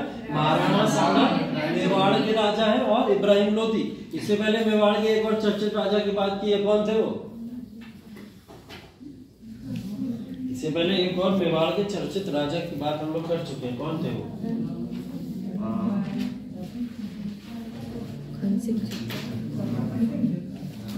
अरे अभी मान सिंह कहाँ आए हैं? राणा रतन सिंह। ठीक है, राणा रतन सिंह बात कर चुके हैं ना हम लोग, पद्मावती कैसे भूल गए? तो 1517 से 18 मेवाड़ के राजा है इस समय, और मेवाड़ के राजा का टारगेट है दिल्ली। क्या है? दिल्ली। अब मेवाड़ के राजा अभी तक देखो, लोधी वंश के शासक आगरा राजधानी बना के इधर उधर करके क्या सोच रहे थे कि हम लोग यहाँ पे जाके राजस्थान पे राज करेंगे। यहाँ एक ऐसा शासक आ चुका है जिसने सीधा सीधा सोच लिया है कि मैं दिल्ली पे शासन करूंगा। ठीक है, राजपूती इलाका तो हमारे पास में है, अब हम कहाँ जाएंगे? दिल्ली पे शासन करने जाएंगे। इसी को लेके यहाँ पे इब्राहिम लोदी के साथ में यहाँ पे युद्ध अनाउंस हो जाता है, क्योंकि इब्राहिम लोदी यहाँ पे अटैक कर देता है किसके ऊपर? यहाँ पे महाराणा सांगा के ऊपर। महाराणा सांगा दिल्ली की गद्दी के लिए बोलते हैं और यहाँ पे अटैक इब्राहिम लोदी कर देता है। इब्राहिम लोदी जब यहाँ पे अटैक करता है तो अब ये लड़ाई देखो दिल्ली के लिए है। किसके लिए? दिल्ली के लिए है। ये लड़ाई ये नहीं है कि इब्राहिम लोदी राजस्थान में जाएंगे और राजस्थान में जाके राजस्थान को जीतने के लिए महाराणा सांगा को हराने जा रहे हैं, नहीं, ये लड़ाई किसके लिए? जो जीत जाएगा वो दिल्ली ले जाएगा, ये लड़ाई उसके लिए है। अब 1518 के अंदर जब खतौली का युद्ध खत्म हुआ तो इस खत्म होने के साथ में इब्राहिम लोदी बुरी तरीके से हारा। ठीक है, जीता कौन? महाराणा सांगा। 1518 में महाराणा सांगा जब ये युद्ध जीत गए तो उन्हें दिल्ली की गद्दी को ले लेना चाहिए था, नहीं लिया। क्यों नहीं? इतना बड़ा साम्राज्य शासन मिल रहा है तो दौलत खान सॉरी इब्राहिम लोदी ने क्यों छोड़ रहे, क्यों अपने आप को रूल करते रहे? सर आलम खान लोदी और वो बैठे हुए थे ना अभी, तो उन्होंने बाबर को बुला लिया था उसके लिए, पंजाब के शासन तो यहाँ की गद्दी पे शासन कर लो, हम इन्हें नहीं बैठने देंगे। अच्छा, तो उन्होंने नहीं बैठने दिया इधर। मतलब नीचे एक नाम लिखा है, नीचे एक नाम लिखा है, पढ़ लीजिए आप। पंजाब के गवर्नर है दौलत खान लोदी। दौलत खान, राणा सांगा, आलम शाह। हाँ, आलम शाह लोदी जो है वो इब्राहिम लोदी के चाचा जी हैं। ठीक है, वो कौन है? इब्राहिम लोदी के चाचा है। अब इब्राहिम लोदी के चाचा ने क्या बोला कि हम जो है यहाँ पे इब्राहिम लोदी का शासन नहीं चाहते, इब्राहिम लोदी को यहाँ से हटाओ। तो वो तो इनके अगेंस्ट में पहले से ही थे। ठीक, दूसरी तरफ से महाराणा सांगा भी इनके अपोज में है, तीसरी तरफ से दौलत खान लोदी ये पंजाब का गवर्नर था और ये नहीं चाहता था कि यहाँ पे अब इब्राहिम लोदी और शासन करे, क्योंकि ये शासन करने लायक बच्चे नहीं है। ठीक है, तो ये तीनों इसके अपोज में। लेकिन इब्राहिम लोदी के पास सेना बहुत बड़ी थी, बहुत विशाल सेना बोली जाती है। मतलब युद्ध में अगर छोटे से भी युद्ध में लड़ने जाता था तो 1 लाख लोगों को ऐसे लेके चला जाता था, ठीक है। तो 1 लाख लोगों की सेना लेके ये चला ही करता था। अब बहुत विशाल सेना थी इसके पास में, इसलिए दिल्ली की गद्दी से इसको डायरेक्ट हटा देना एकदम से पॉसिबल भी नहीं था। लेकिन वॉर हारने का तो यही नतीजा होता है कि दिल्ली की गद्दी पे महाराणा सांगा बैठते हैं, ठीक है। लेकिन बीच में 2 ऑब्स्टेकल्स हैं। कौन? एक तो पंजाब के गवर्नर दौलत खान लोधी है और एक तरफ आलम शाह। चलो इन तीनों में भी चाय पे चर्चा हो गई है, ठीक है। चाय आ गई है इस समय में, मतलब चाय मान लो कि इस समय में कि विदेशों के अंदर चाय बहुत सुप्रीम तरीके से चल रही है, ठीक है। तो अब थोड़ी थोड़ी भारत में कॉफी आने लगी। चलो कॉफी पे चर्चा। क्या हुआ? अब इन तीनों का गठबंधन हुआ। किस किसका? दौलत खान लोधी का, आलम शाह का और महाराणा सांगा। इन तीनों लोगों ने क्या बोला? जीआई टैग कब मिला था? इसका इतिहास क्या है, बता सकते कुछ? मैं भगा देंगे, बता रहे हैं। अगले दिन यहाँ से ब्लैक लिस्टेड हो जाओगे। चलो हुआ क्या, ये वाले क्वेश्चन उनसे पूछा करो जो पर्टिकुलर सब्जेक्ट पढ़ाते हैं। मैं अगर बता दूंगा तो नहीं, मेरा टॉपिक इकोनॉमी नहीं है, ठीक है। चलो यहाँ क्या हुआ? इब्राहिम लोदी के अगेंस्ट में ये 3 पावर्स है। इन 3 पावर्स ने आपस में गठबंधन कर लिया। गठबंधन करने के बाद में दौलत खान लोधी और आलम शाह भी इस बात पे तैयार हो गए कि चलो महाराणा सांगा आप गद्दी ले लो। अब तो सब ठीक है, अब तो दौलत खान लोधी भी अपोज में नहीं है, आलम शाह भी अपोज में नहीं है और महाराणा सांगा खटौली का युद्ध भी जीत चुके हैं। तो गद्दी किसको मिलनी चाहिए? महाराणा सांगा। फिर भी गद्दी नहीं ली। 1518 से 1526 हो गया, बाबर का अटैक हो गया 26 में और तब तक यहाँ पे गद्दी नहीं ली इन्होंने। क्यों नहीं ली? चलो एक कारण आप लोग ने बताया, वो भी मैंने रिजॉल्व कर दिया। ये कारण नहीं था। युद्ध का नतीजा होता है गद्दी को ले लेना, लेकिन गद्दी नहीं ली जा रही है। कारण पता क्या है? बाबर नाम की एक आंधी चल रही थी पश्चिमी इलाके में बहुत तेजी से, ठीक। और वो आंधी ऐसी थी कि वो पश्चिमी इलाके से निकल के वो एक यंगस्टर था, और यंगस्टर का मतलब अलाउद्दीन को देख चुके हो आप। उसी इतिहास को यहाँ के सारे लोग पढ़े थे कि एक जिद्दी आदमी क्या कर सकता है। बाबर से उसका घर छिन चुका था, ठीक है। अपने घर से वो भागा भागा घूम रहा था, कहीं पे भी जगह मिल जाए। फरगना से लेकर लाहौर तक उसने यहाँ से लेकर वहां तक हर एक इलाके को जीता और फरगना से लाहौर में आके सेटल हो गया, ठीक है। सिंध जीत चुका है, लाहौर के अंदर आके सेटल हो गया, लाहौर में बैठा हुआ है। 1518-19 में वो लाहौर के ऊपर कब्जा कर चुका था। अब उस समय में यहाँ पे ये डर था लगातार कि हो सकता है बाबर कभी भी अटैक कर देगा दिल्ली के ऊपर। तो महाराणा सांगा बोले कि मैं अपनी जान के ऊपर क्यों लूं? अगर मैं गलती से अभी गद्दी पे बैठा और तुरंत अटैक हो गया अगर बाबर का, तो अभी तो पूरी सत्ता संभालिए हाथ से चली जाएगी। इंतजार कर लेते हैं, पहले बाबर अटैक कर दे और लूट लाट के यहाँ से सब चला जाए।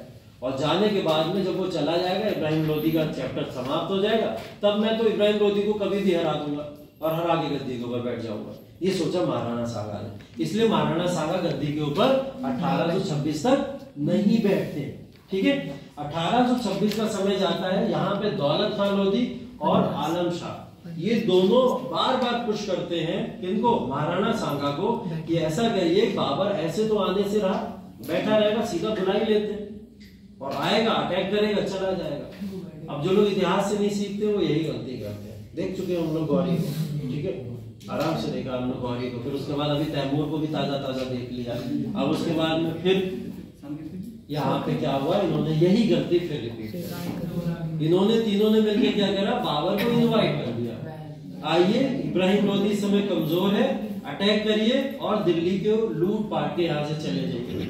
अब इन लोग को ये भी नहीं दिख रहा है कि वो अपना साम्राज्यवाद विस्तार करता हुआ आ रहा है, तो वो लूटने नहीं आ रहा है। उसका सीधा सीधा मतलब है कि मुझे अगर वहां से निकाला गया तो मैं कहीं ना कहीं अपना राज स्थापित करूंगा। वो अपने राज को ढूंढता घूम रहा है। तो बाबर तो इंतजार में बैठा ही था, लाहौर से इंतजार ही कर रहा था कि मुझे कब इन्विटेशन मिले, नहीं मिले तो मौका मिले मैं भारत में पहुंचू, दिल्ली पे पहुंचू। ये मौका इन लोगों ने इसे दे दिया और ये मौका देने के बाद में यहाँ पे दौलत खान लोधी, आलम शाह और महाराणा सांगा साइड हो गए।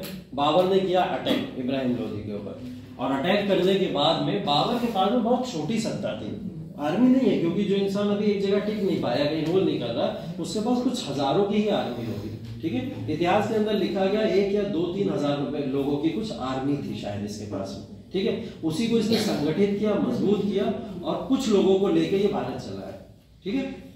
गट्स थे कि 1 लाख की सेना के सामने मुझे टकराना है, हजारों को लेकर चला आ रहा है, ठीक है।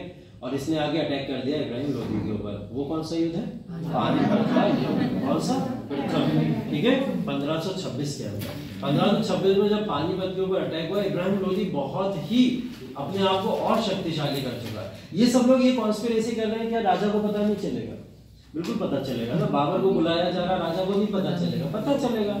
तो राजा को सब पता है कि क्या हो रहा है। राजा अपनी शक्ति और मजबूत करता चला जा रहा है। उसने अपने हाथियों की सेना, घोड़ों की सेना इतनी मजबूत कर ली है कि बाबर या कोई भी तोप आए उनके सामने वो सबको उड़ा देगा, इतना उसने मजबूत कर लिया। इब्राहिम लोदी अपनी टेक्निक के साथ में वॉर में लड़ने बिल्कुल सही आया था, एकदम सही आया था। लेकिन कभी कभी क्या होता है हमको नहीं पता होता, पिच स्लो है, फास्ट है, कभी कभी कोई 88 पे ऑल आउट हो जाता है, कभी कभी उसी के 350 बन जाता है, ठीक है। तो हमें पिच का मुआयना तभी पता चलता है जब हम ग्राउंड में पहुंचते हैं।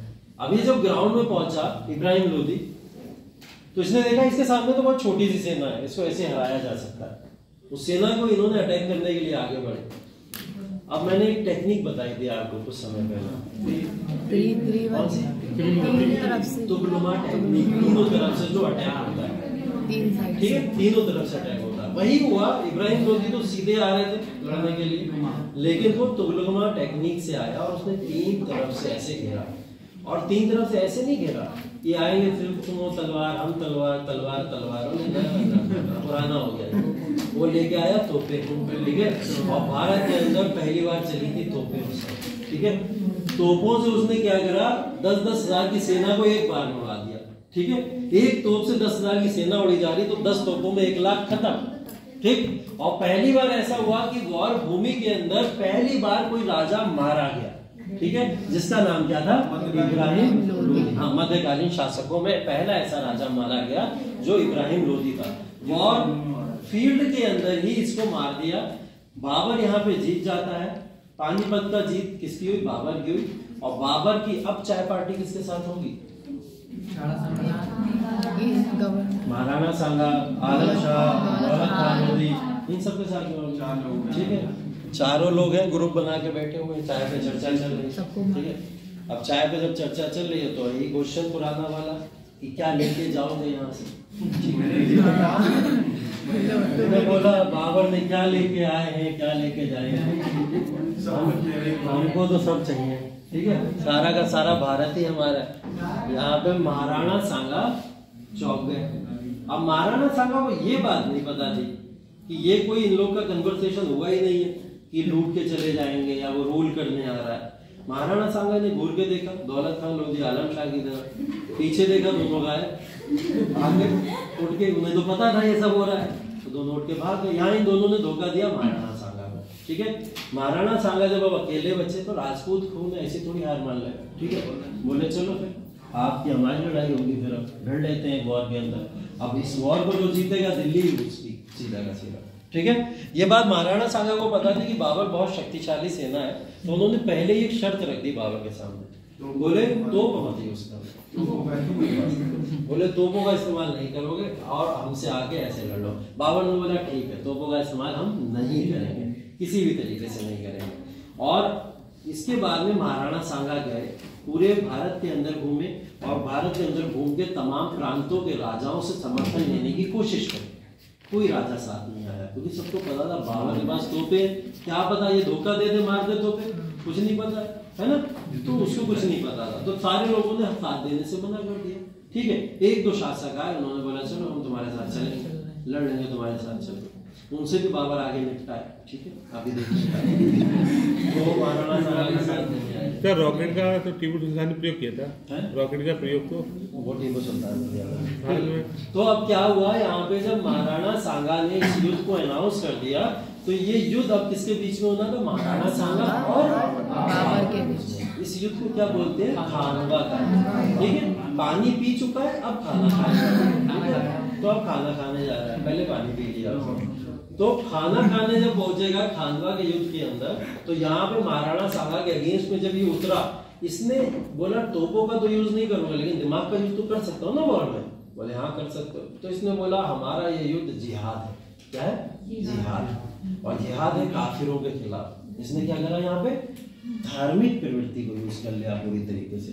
और धर्म को यूज करोगे जब तो बड़ी बड़ी सेनाएं पलट जाती हैं इधर से उधर।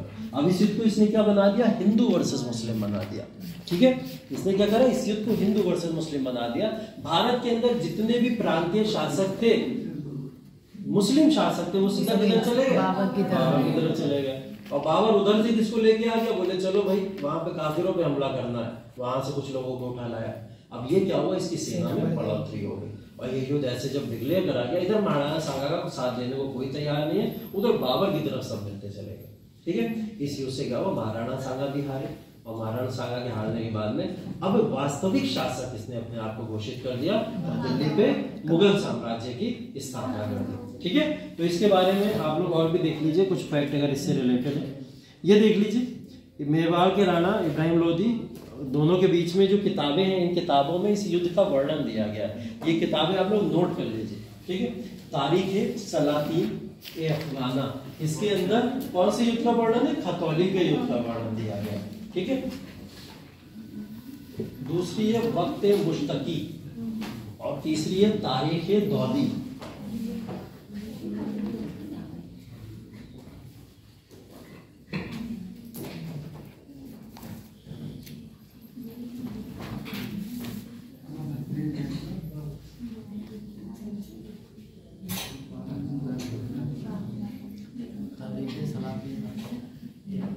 तारीख सलातीन ए अफगाना। ठीक है, तारीख सलातीन ए अफगाना। दूसरी है वक्त मुश्तकी। तीसरी है तारीख दौदी। तारीख दौदी।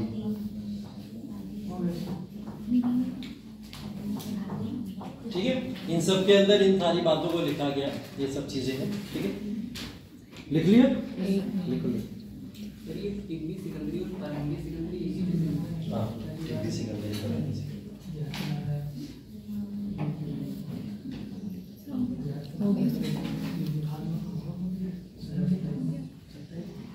फरंगी सिकंदरी इतना कॉमन नाम हो गया है कि वो एग्जाम के अंदर आसानी से लोग पकड़ लेते हैं कि इसको सिकंदरी में लिखा होगा, इस वजह से वो नाम चेंज करके पूछ रहा है।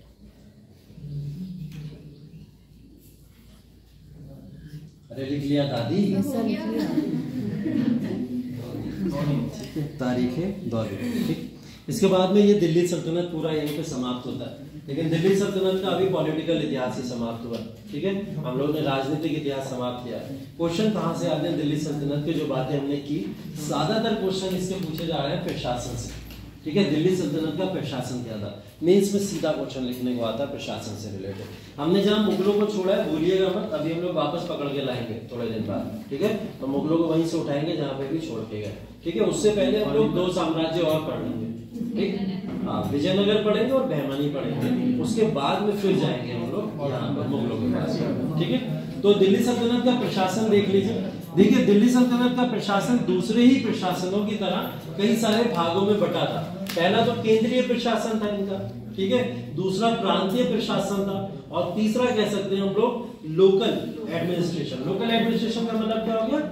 एक तरीके से ग्राम लेवल पर या ग्राम स्तर पर जो भी है वो शासन। तो शासन को 3 भागों में यहाँ पे डिवाइड किया जाता है। इस शासन की खासियत क्या है दिल्ली सल्तनत की? इसके बारे में कुछ ऐसी व्यवस्थाएं हैं जो आगे चल के हम लोग देखेंगे मुगल व्यवस्था में बहुत ही पॉजिटिव इम्पैक्ट डालती हैं। मतलब यहाँ के शासन की जितनी भी व्यवस्थाएं थी वो सारी की सारी कॉपी किसने की? आगे चल के मुगलों ने कॉपी की है। ठीक है, जैसे हम लोग इक्ता व्यवस्था देते हैं, इक्तादारी को आगे चल के मनसबदारी के फॉर्म में कॉपी किया गया है। ऐसी कई सारी राजस्व व्यवस्था मुगलों ने कॉपी की है। ठीक है, अब देखिए यहाँ पे जितने भी सुल्तान बने वो सब अपने आप को खलीफा का प्रतिनिधि मानते थे। क्या मानते थे? खलीफा का प्रतिनिधि। मतलब जो खलीफा वहां इराक के अंदर बैठा हुआ है उस खलीफा के अंडर में हम लोग यहाँ पे रूल कर रहे हैं, ऐसा माना करते थे। सिर्फ किसको छोड़ के? अलाउद्दीन खिलजी को छोड़ के। उसने अपने आप को प्रतिनिधि नहीं माना, उसने अपने आप को स्वयं ही शासक घोषित कर दिया था। ठीक है, तो ये सब अपने आप को मानते हैं। दूसरी चीज इसमें जो पूरा का पूरा साम्राज्य में धर्म जो प्रभावी था वो कौन सा था? इस्लाम धर्म था। तो इस्लामी राज्य एक तरीके से कह सकते हैं इस पूरे के पूरे साम्राज्य के अंदर देखने को मिलता है। ठीक है। बलबन ने भी खुद को ईश्वर की छाया कहा था, तो अलाउद्दीन और बलबन को आप यहाँ पे छोड़ सकते हैं, ठीक है। इसके बाद में देखिए यहाँ पे सैन्य, कानूनी और राजनीतिक गतिविधियां, ठीक है। अब सैन्य शक्तियां किसके पास रहती थी, कानूनी शक्तियां किसके पास रहती थी, और राजनीतिक गतिविधियों के लिए कौन उत्तरदायी था, ठीक। अगर हम लोग बात करें इन तीनों के लिए तो सुल्तान ही ये सारी पावर अपने हाथों में रखता था। सैन्यों में सबसे सर्वोपरि कौन रहता था, सुल्तान। हेड ऑफ द आर्मी कौन होता था, सुल्तान। एक तो कमांडर इन चीफ हम लोग बोलते ही बोलते, लेकिन उनके भी ऊपर कौन उनको डील करता है, सुल्तान करता था, ठीक है। आगे चल के आप मुगलों में पढ़ोगे, ये व्यवस्था उन्होंने अलग कर दी थी, बोले सैन्य व्यवस्था पूरी तरीके से अलग चलेगी, उसके ऊपर किसी का भी कोई प्रशासन नहीं होगा। तो यहाँ होता था कानूनी व्यवस्था, अगर कोई कानून बनाना है, कानून लागू करना है, कोई किसी ने कानून तोड़ा उसको अगर पनिश करना है, ये सब अधिकार भी किसको है, ये भी सुल्तानों को ही सारे के सारे अधिकार होते हैं। राजनीतिक गतिविधियां तो नो डाउट पॉलिटिकल एक्टिविटीज तो यही लोग कर रहे हैं, शासन कितने समय कौन करेगा, कहां कहां करेगा, कौन से प्रांतों में करेगा, ये सब भी सुल्तान ही किया करता था। ये बात यहाँ पे लिखी गई, आसान लग रही होगी आपको, लेकिन जब मुगलों से कंपेयर करोगे तो टफ लगने लगेगी, क्योंकि मुगलों ने इनमें से कुछ चीजों पे कंट्रोल किया और इनसे कई ज्यादा चीजों पे भी कंट्रोल किया था, वो देखने को मिलेगा, ठीक है। इस काल में उत्तराधिकार का कोई स्पष्ट नियम नहीं था, ठीक है। पता है हम लोगों को, मैंने पहले भी बताया कि कोई ये डिसाइड करके नहीं गया है कि हमारा अगला उत्तराधिकारी ये बनेगा, सिर्फ किसके, इल्तुतमिश के। इल्तुतमिश ने जरूर बोल दिया था कि रजिया सुल्तान अगली यहाँ पे उत्तराधिकारी बने, जो कि नहीं बनी। अगर वो करके भी गए तो बना नहीं है, बाद में फिर लड़ा के उन्हें वो गद्दी मिली थी। तो उत्तराधिकारी का कोई भी नियम यहाँ देखने को नहीं मिलेगा। यही सीन हमको कहाँ देखने को मिलेगा, मुगलों में भी मिलेगा, वहां पे भी कोई भी उत्तराधिकारी का नियम नहीं हुआ करता था, ठीक है। आगे देखो, केंद्रीय सरकार की अगर हम लोग बात करें तो केंद्रीय सरकार में सबसे शक्तिशाली पद कौन सा था, नायब का था, ठीक है। नायब का पद सबसे शक्तिशाली पद माना जाता था। आप ये मान लीजिए कि वजीर जो होता था उसके भी ऊपर का एक पद और होता था, ठीक है। वैसे तो सबसे शक्तिशाली वजीर माना जाता है राजा के बाद में, लेकिन राजा के बाद में एक और पद था यहाँ पे जिसको नायब बोला जाता था, ठीक है। नायब ही वो व्यक्ति था जो आगे चल के राजाओं की तमाम तरीके की शक्तियों को नियंत्रित किया करता था, ठीक है। राजा अकेले तो सब नहीं संभाल पाएगा ना, तो नायब एक पोस्ट थी, वो नायब क्या करता था, इन सारी शक्तियों को अपने हाथ में रख के उनको संभाला करता था। नायब के बाद ये पद किसको था, वजीर के हाथ में आता था, ठीक है। वजीर जो था इसके बाद में वजीर इस पद को संभालता था, और वजीर जो बेसिकली हेड था वो किसका हेड था, वित्त विभाग का, मतलब फाइनेंशियल डिपार्टमेंट का हेड किसको बनाया गया था, वजीर को बनाया गया था, ठीक है। तो वजीर यहाँ पे देखता था, ठीक। सैन्य विभाग को दीवाने आरिस कहा जाता था, ठीक है। आरिस कहा जाता था, एरिस लिखा हुआ है, ठीक है, आरिस समझ लो। दीवाने आरिस कहा जाता था, और इसकी अध्यक्षता जो करते थे वो आरिज़े मुमालिक करते थे। इस पोस्ट का क्या नाम है, आरिज़े मुमालिक। दीवाने आरिज़ एक पूरा का पूरा विभाग है। ये विभाग किससे रिलेटेड है, सैन्य विभाग से रिलेटेड है। इसके अध्यक्ष का नाम क्या है, आरिज़े मुमालिक। इन्हीं के कहने पे तमाम सैनिकों की भर्ती और उनका प्रशासन जिस भी तरीके का होता था उसको देखा जाता था। हाँ, तुम यही मान लो, ठीक है। वो सब बता चुका हूँ। अलाउद्दीन ने घोड़ों की जो भी थी या फिर आर्मी की जो भी थी वो वेतन देने की पद्धति जैसी भी करी थी, ठीक है। हाँ, वो जो अलाउद्दीन का था ना वो दाग वाली प्रथा, ठीक है, हुलिया और दाग प्रथा। तो हुलिया और दाग प्रथा उस समय नहीं बताया था। अलाउद्दीन ने एक प्रथा और शुरू की थी, हुलिया और दाग प्रथा। दाग प्रथा के अंदर वो अपने घोड़ों पे मोहरे मारता था, सारे घोड़ों पे जो भी उसके घोड़े होते थे, उससे पहचान हो जाती थी कि ये अलाउद्दीन के प्रशासन और शासन काल के ही घोड़े हैं, ठीक है। अदरवाइज क्या होता था, आर्मी जब भी घोड़ों को लेकर निकलती थी तो उन घोड़ों को चेंज कर दिया करते थे। क्या करते थे, चेंज कर दिया करते थे, और सस्ते घोड़े ले आते थे, कमजोर घोड़े ले आते थे। उसकी वजह से क्या होती थी, उसकी वजह से क्या होती थी, प्रॉब्लम हुआ करती थी। जिनके पास घोड़े होते थे उनको ज्यादा वेतन दिया जाता था। हाँ, उनको ज्यादा वेतन दिया जाता था, वो घोड़े भी ले आते थे, वो खराब भी ले आते थे, ठीक है। तो उनको खिलाने पिलाने के लिए भी खर्चे तमाम तरह वो भी ये लोग बचा लिया करते थे। तो इस वजह से इसने क्या करा, दाग प्रथा, दूसरी हुलिया प्रथा शुरू करी। कभी कभी क्या होता था कि मान लो शर्की डायनेस्टी का कोई व्यक्ति है, उसकी दोस्ती है यहाँ पे किसके, अलाउद्दीन के सैनिकों के साथ में, तो ये लोग आपस में सेनाएं बदल लेते थे। 10 लोग इधर चले गए, कहते थे आज मेरा आराम करने का मन कर रहा है, ऐसा करते हैं आज मैं आराम कर लेता हूँ, मेरी जगह तुम चले जाओ, ठीक है। तो वो शर्की के 10 व्यक्ति चले जाते हैं, वो लॉयल नहीं रहते थे राजा के प्रति। वो लॉयर क्यों बोले चलो फॉर्मेलिटी तो करनी है, युद्ध लड़ना है, फॉर्मेलिटी करके चले आएंगे। तो ये फॉर्मेलिटी करते थे सिर्फ। इसने क्या करा, हुलिया, हुलिया का मतलब आज का आधार कार्ड, ठीक है, जो आधार कार्ड है इसने सबके आधार कार्ड बनवा दिए। बोले जितने भी हैं सब आधार कार्ड अपने पास रखोगे, और ये जब आप लोग आओगे किसी भी वॉर में जाओगे, सबके आधार कार्ड पहले चेक करोगे, तब जाके आपको यहाँ पे परमिशन मिलेगी। ठीक है, इस चीज को नोट कर लीजिएगा। सदरुस सुदूर, सदरुस सुदूर दीवाने रिसालत के नाम से जाने वाले चर्च विभाग के प्रमुख थे। ठीक है, चर्च विभाग से मतलब यहाँ पे ये समझ जाओ कि धर्म की या रिलीजन की बात हो रही है। चर्च धर्म के जो प्रमुख होते थे उनको क्या बोलता था, सदर को सुदूर बोला जाता था, और धर्म से रिलेटेड जो विभाग था उसको क्या बोलते थे, दीवाने रिसालत बोला जाता था। ठीक है, तो इसकी अध्यक्षता प्रमुख वही करते हैं, सदर ही करते हैं। ठीक है, और दीवाने रिसालत इसका नाम था। अब इसके अंदर चर्च भी आ जाएंगे, मस्जिद भी आ जाएंगी, गुरुद्वारे भी आ जाएंगे, या फिर मदरसे मकबरे, सब उनके रखरखाव की जिम्मेदारी किसके ऊपर थी, सदर के ऊपर थी। ठीक है, महत्वपूर्ण अधिकारी की एक लिस्ट है, कौन से अधिकारी किसके लिए थे, ये आता है मैच करने के लिए। ठीक है, जैसे अमीर शिक्र बोला जाता है, या अमीर शिकार है, सुल्तान के शाही शिकार का आयोजन करता है। ठीक है, मतलब अगर सुल्तान को जाना है हिरन मारने, तो उसके लिए भी क्या होगा, एक अलग से विभाग बना हुआ है, उसके लिए एक पोस्ट बनी हुई है, वो व्यक्ति क्या करेगा, सारा अरेंजमेंट करेगा, उसके बाद में वो शिकार करने जाएंगे। तो उस अधिकारी को क्या बोलते थे, अमीर शिकार। वकीलेदार बोला जाता था, शाही महल और निजी परिचारकों की देखभाल करता था। ठीक है, शाही महल की देखभाल करने के लिए, अब पूरा का पूरा अभ्युदय है, इसकी देखभाल करने के लिए कोई हेड तो चाहिए। ठीक है, वरना बाजार लटक जाएंगे किसी दिन, और थोड़ा देख रेख के लिए कुछ ना कुछ चाहिए होगा ना। हाँ, तो ऐसा ही कुछ ना कुछ उस समय होता था, वकीलेदार। एक पोस्ट थी बर्बक। ठीक है, शाही दरबार की देखभाल ये भी करते थे, और रईसों को उनके पद और स्थिति के अनुसार स्थान प्रदान करते थे। रईस मतलब जो भी अमीर लोग होते थे, नॉबल्स होते थे उस समय, उन नॉबल्स को कौन सा नॉबल का क्या पद है, कौन कहाँ बैठेगा, और किसके हाथ में क्या जिम्मेदारी होगी, वो सब किसके हाथ में था, बर्बक के हाथ में। अमीर हजेब है, दरबार में आने वाले सभी लोगों की छानबीन करते थे, मतलब स्पाई सिस्टम इन्हीं के अंडर में था पूरा का पूरा। ठीक है, उसके बाद है अमीर मजलिस, सभाओं, दावतों और समारोहों की व्यवस्था करते थे। ठीक है, अमीर मजलिस खाने पीने भोजन की जिम्मेदारी से। सरे जंदर, सुल्तान का मुख्य अंगरक्षक, बॉडीगार्ड, ब्लैक कमांडर। ठीक है, तो ये बेसिकली सारे के सारे डिपार्टमेंट्स हैं। ठीक, इन सारे डिपार्टमेंट्स के बारे में कल क्लास में आते पूछूंगा आपसे, पहले ये सबको याद करके आइएगा आप लोग। जितने विभाग हैं मैंने बताए हैं आपको, वो विभाग, और जितनी पोस्ट है वो पोस्ट, ये सब पूछो। ठीक, कोई नहीं, मैं भेज दूंगा, अभी मैं इसकी रिपीट नहीं।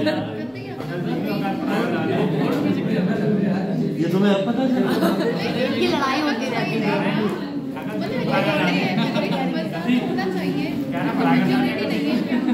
चलिए ठीक है, आ रहे हैं।